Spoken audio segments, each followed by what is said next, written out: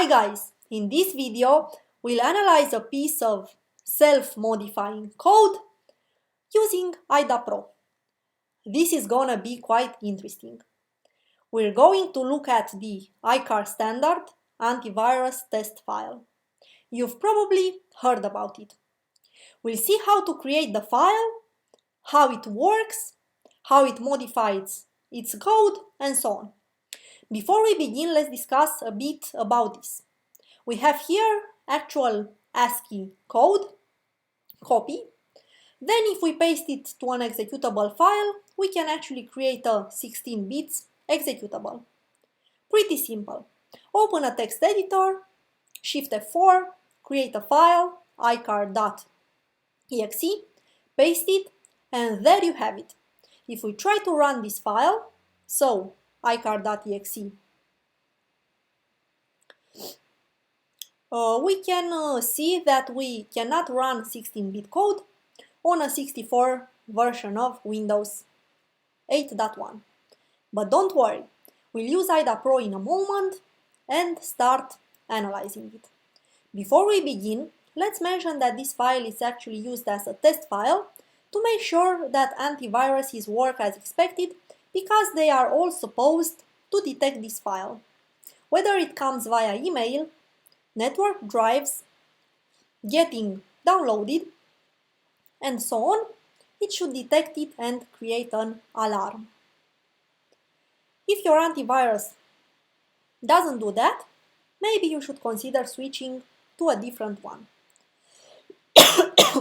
Let's open IDA Pro and start disassembling a new file. Load our iCar executable. We can choose between various disassembling modes. In this case, we will use 16-bit mode because this is a 16-bit file. Don't worry about analyzing 16-bit files, because the goal of this session is actually to understand better some of the features of IDA Pro, and this code is just used as a nice example. Not too many instructions, so we'll go line by line and add some comments to understand what's happening. Here we have a pop instruction, which will pop something into AX. A little tip about 16-bit code, guys. The last 2 bytes of the code segment will be zeroed out, so the pop instruction will actually pop 2 0 bytes into the AX register. So AX will become 0. And let's enter a comment here. OK. Note that we have registers like AX, BX, and so on. So 16-bit registers. OK, the next instruction will XOR this value with a constant, and we'll use the calculator to find the actual value. In this case, it's actually pretty simple, because we XOR something with 0, so we'll get the same thing. We will actually get 214F into the AX register. The next instruction will push the value to the stack, so the stack will become 214F. Next, an AND operation is applied to AX. The result will be 014F and 4140, which is 140, so AX becomes 0140. Okay, guys. This gets then pushed to the stack. Now we have 2 values on the stack, 214F and 0140. Here the last value from the stack gets popped into the BX register, so BX becomes 0140 and the stack becomes 214F because one value got popped. The next instruction XORs the lower byte of AX, which is AL, with 5C. This means 40 XOR 5C, which is 1C, so AX becomes 0, 1, 1C. As we remember, it was 0, 1, 4, 0 before. And let's put this in our comments. OK. This gets then put into the stack. So the stack contains now 214F and then 011C. Okay, guys. The last value gets popped into the X register, so the X becomes 011C and the stack becomes 214F. Okay. Finally, the last value from the stack gets popped into the X register, so AX becomes 214F and the stack becomes empty. Simple so far. In the next instruction, the AX register gets XORed again with another value. So we will have 214F XOR 2834, which is 97B. AX becomes 97B, which goes on the stack. Okay, clear so far. Let's continue with our notes. And then from the stack, it goes into SI register, so SI becomes 099B and the stack will be empty again. Straightforward so far. From the next instruction, things become interesting. So stay with me here.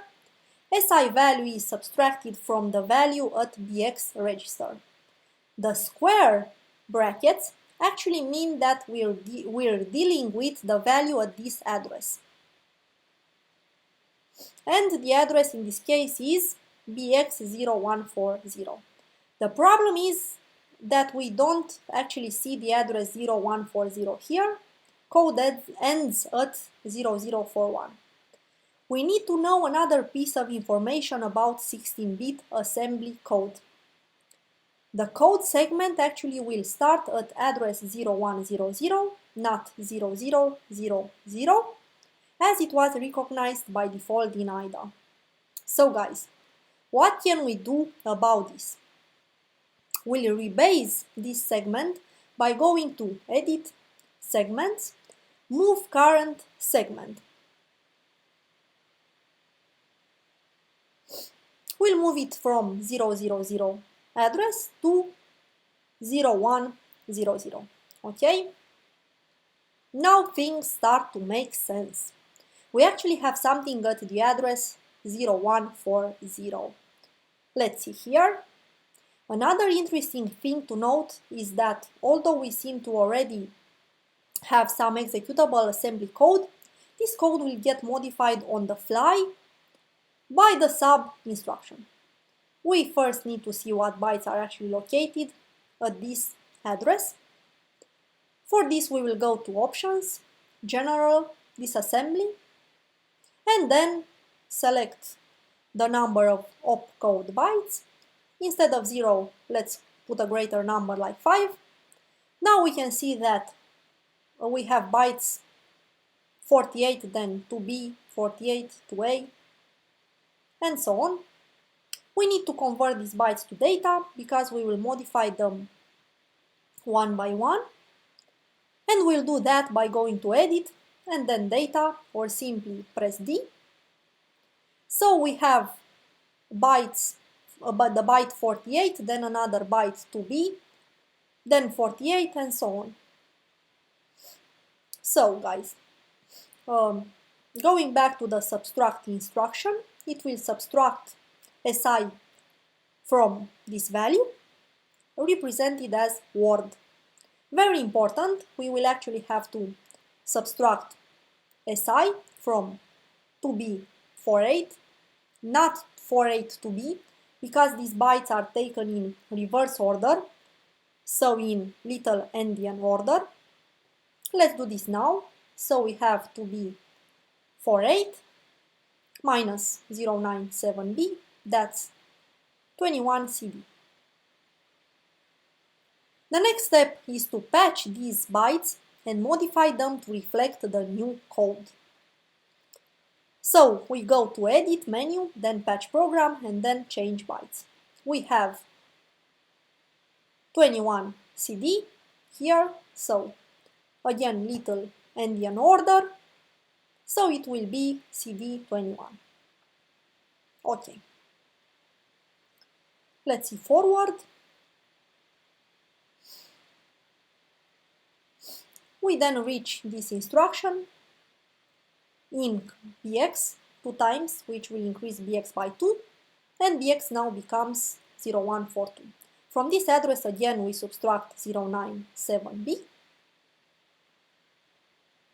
and we will get, let's see, 2a48 minus 097b equals 20 CD. Modify these bytes as before, patch program, change bytes, okay. So we have CD20, alright. Next, to convert these bytes to actual code, go to Edit, Code, or simply press C. And we have something very interesting here. Let's see together. Okay. If we're not familiar with 16-bit code, which I assume most of us are not, int21 is actually a function dispatcher. Let's add some comments here. It will execute the function in the age register,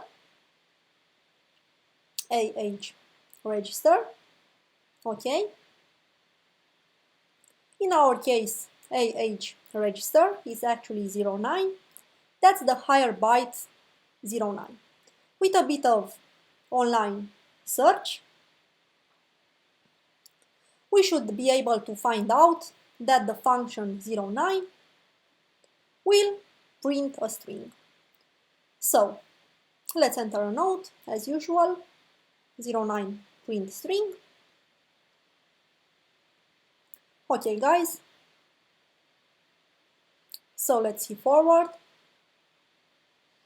It will print whatever is in the DX register.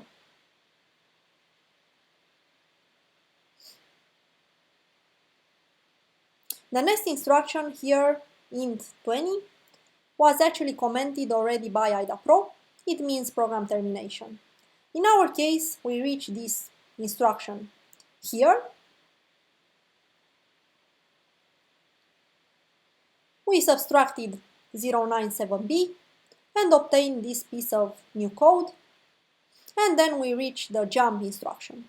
Let's put a label, new code.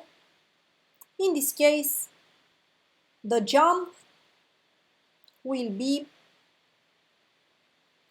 taken because the jump greater or equal condition will be true.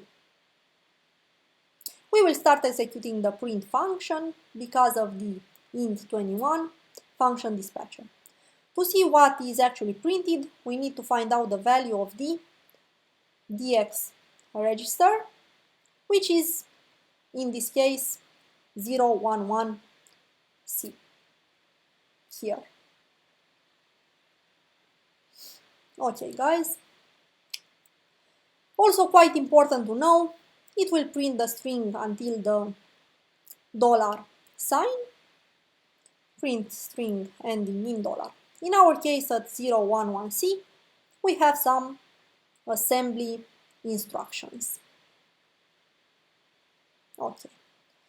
We need to convert them to a string, so we go to Edit, Strings, String. Okay, exactly what we expected. We have the message iCar standard antivirus test file, and then exclamation mark. There you have it. A pretty simple way to create code that mutates itself into memory. Thank you for watching me. Make sure to try this in IDA Pro on your own. And see you in our next videos. Cheers! Thank you.